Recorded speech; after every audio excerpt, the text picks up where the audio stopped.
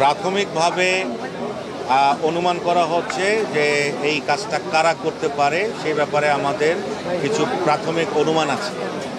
তো তদন্ত এখন তো মার্ডার কেস, এটা তো একটা মার্ডার কেস হবে এবং তারপরে তদন্ত কর্মকর্তা তারা আমরা আরও ফার্দার এটা তদন্ত করব। তবে প্রাথমিকভাবে আমরা কিছু অনুমান করছি যে কারা করেছে কাজটা। তবে অ্যাজ ফর দ্য মোমেন্ট আমি যেটা বলবো সেটা হচ্ছে পুলিশ কমিশনার সেটা হচ্ছে যে এরশাদুল্লাহ সাহেব আসলে এদের টার্গেট ছিলেন। এরশাদুল্লাহ সাহেব ওনার এদের টার্গেট ছিলেন না। টার্গেট যে ছিল সে মারা গিয়েছে, সরোয়ার বাবলাই টার্গেট ছিল। কারণ আমরা যেটা শুনলাম যে এর মৃত্যু নিশ্চিত করেছে তারা গুলি করে, এবং এইটা সরোয়ার বাবলার এলাকা ছিল যেখানে ঘটনাটা ঘটেছে। মসজিদে নামাজ পড়েছে সে, এরশাদুল্লাহ সাহেব ওখানে নামাজ পড়েছে। তো মসজিদ থেকে বেরোনোর পরে একটা দোকানে ঢোকার পরে ঘটনাটা ঘটছে, বাড়ি থেকে এসে এটা করছে। এটা ওই সরোয়ার বাবলার এলাকা ছিল। তো সরোয়ার বাবলার ক্রিমিনাল রেকর্ড ছিল, তারও ক্রিমিনাল হিস্ট্রি ছিল, আর যারা করেছে তাদেরও এরা প্রতিপক্ষ ছিল। তো ধারণা করা হচ্ছে যে মূল টার্গেট ছিল সরোয়ার বাবলা। এখানে এরশাদুল্লাহ সাহেব টার্গেট ছিলেন না, স্ট্রে বুলেট ওনার গায়ে লেগেছে। আমরা এর আগে দেখেছি সরোয়ার বাবলাকে বাকলিয়া একবার হামলা করা হয়েছে, একই ঘটনায় একই রূপে পতেঙ্গা একবার ঘটনা হয়েছে, আজকে শেষমেশ তার উপরে হামলা হলো। এই যে সিরিজ অফ ইনসিডেন্ট হচ্ছে, এই বিষয়ে আসলে আপনারা পুলিশ কেন বারবার ব্যর্থ হচ্ছে, কেন তাদেরকে ধরতে পারছে না? জেলখানা থেকে বসে একটা অর্ডারের কথা আসতেছে বারবার।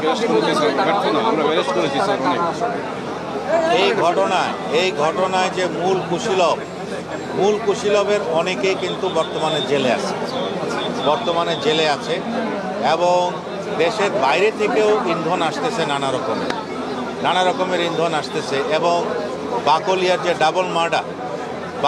ডাবল মার্ডারে একদম কিলিং মিশনে অংশ নেওয়া লোকও কিন্তু অ্যারেস্ট হয়েছে অস্ত্রসহ। আমারই মনে আছে হাতিয়ার থেকে হাসান নামে একজনকে অস্ত্রসহ গ্রেপ্তার করা হয়েছে এবং ঘটনার পর 2-3 জনকে গ্রেপ্তার করা হয়েছে। তো এদের যে মূল যারা এদের আসলে যেটা দেখতেছি সেটা হচ্ছে অনেক রিমোট এলাকায় এরা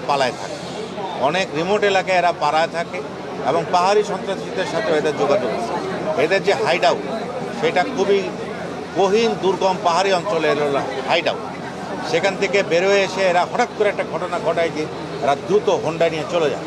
এদের যে মোডাস অপারেন্ডি আমরা দেখলাম যে হোন্ডা নিয়ে আসে বারবার, এদের সব ঘটনা দেখলাম হোন্ডা নিয়ে আসে ঘটনা ঘটায় দ্রুততম সময়ের মধ্যে এরা চলে যায়। এবং যে সমস্ত এলাকায় বললাম তো হাইড আউটগুলো অত্যন্ত রিমোট, সেখানে আমি সহ রেড করেছি, সেখানে গিয়া আসলে এদেরকে খুঁজে পাওয়া এটা খুব দুরূহ ব্যাপার। তো এদের বাহিনীর অনেক লোক ইতিমধ্যে গ্রেপ্তার হয়েছে, তার মধ্যে একজন তো সস্ত্রীক গ্রেপ্তার আছে, বর্তমানে সে জেলে আছে।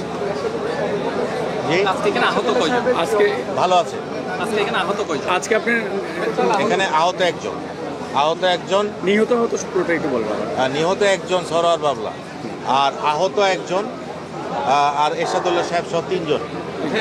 যেহেতু এখন নির্বাচন কাছে আসছে, এই সময় প্রার্থীদের নিরাপত্তা একটা হুমকি পড়ছে, আপনারা যাতে কি ধরনের অবজার্ভ রাখবেন এবং কি ধরনের ব্যবস্থা নেবেন?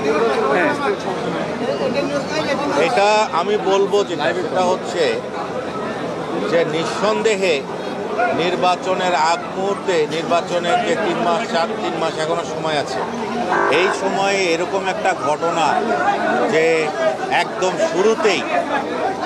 শুরুতেই এরকম একটা দুর্ঘটনা, এটা অবশ্যই আমাদের শুরুটা ভালো হলো না, এটা নিঃসন্দেহেই বলা যায়। তবে এই ধরনের ঘটনা যাতে আর না ঘটে সেজন্য কারেক্টিভ মেজার যা নেওয়ার আমরা নিব। যেমন এরশাদুল্লাহ সাহেব কিন্তু এখানে আসার আগে আমার অফিসে উনি 1 ঘন্টা আমার সাথে গল্প করে আসছে। এইখানে প্রায় 4:30টার দিকে উনি বেরোইছে আমার অফিস থেকে। বের হয়ে এখানে যে উনি আসবে আমাদেরকে বলেন নাই, এবং জনসংযোগ হবে আমাদের বাইজিৎ থানাও ইনফর্ম ছিল না। তো এই ঘটনার থেকে শিক্ষণীয় বিষয় যেটা আমরা এখন যেটা করব, যে নির্বাচনে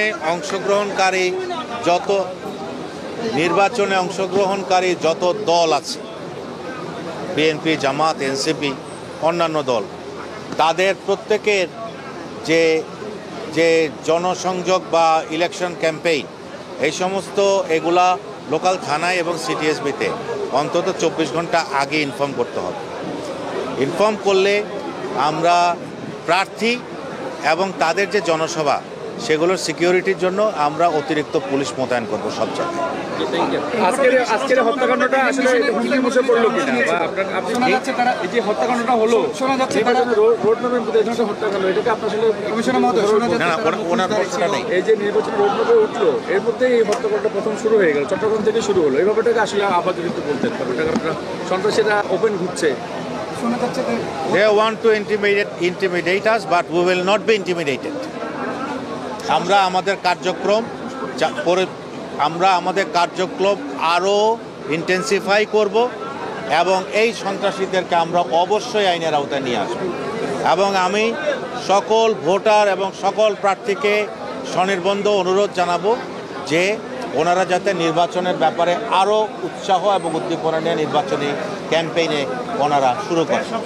আমাদের সকল ধরনের নিরাপত্তার সকল ধরনের ব্যবস্থা এবং সহায়তা থাকে।